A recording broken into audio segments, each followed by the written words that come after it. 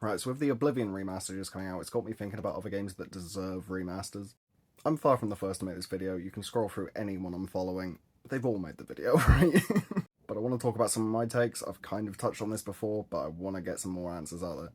But first, I've got to get the obvious answer everybody knew I was going to say straight out of the way. Need for Speed Underground 2. Jesus. And to be fair, I could have picked basically any of the Need for Speed games because they are genuinely that good, but it was always Underground 2 for me.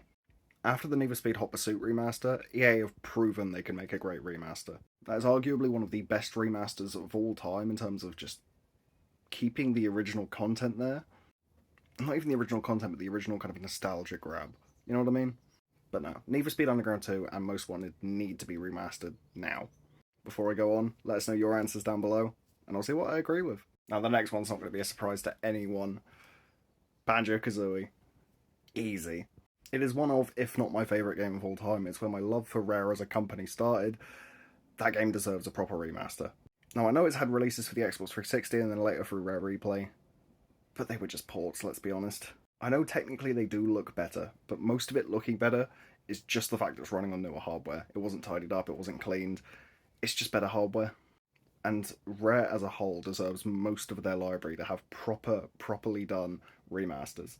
And while we're on the Rare train, Conker's Bad Fur Day, easy. And I know what you're going to say, the original Xbox version I just held up, Live and Reloaded, is a remaster. Yes, that's true. But they were a couple years apart from the original release and not much has changed. They chucked in an extra game mode nobody cared about, let's be honest. And beyond all else, that remaster was 25 years ago. We've moved on a bit, we can get a nicer looking version of the game by now. And preferably one that isn't just so weirdly censored for no reason. Now, I understand if the original game was censored, that would make sense. It came out on the N64, it was, a family-friendly console for the most part.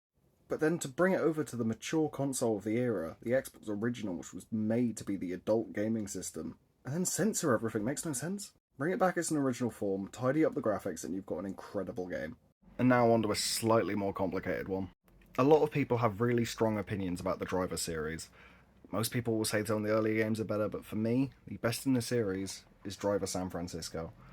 It's not a debate for me. It's some of the most inventive mechanics of all time, and even digitally you can't buy it anymore, which is why I doubt a remaster's ever coming. There were some disputes over licenses from what I understand, and the game can't exist anymore. But imagine seeing that game come back with today's visuals. The car switching mechanic, the story was brilliant. A bit on the cringy side, but in the right way. The entertaining kind of cringe, not the I want to shoot myself in the face kind of cringe, you know what I mean? But I've got so many answers to this, so if you want to see a part 2, let me know.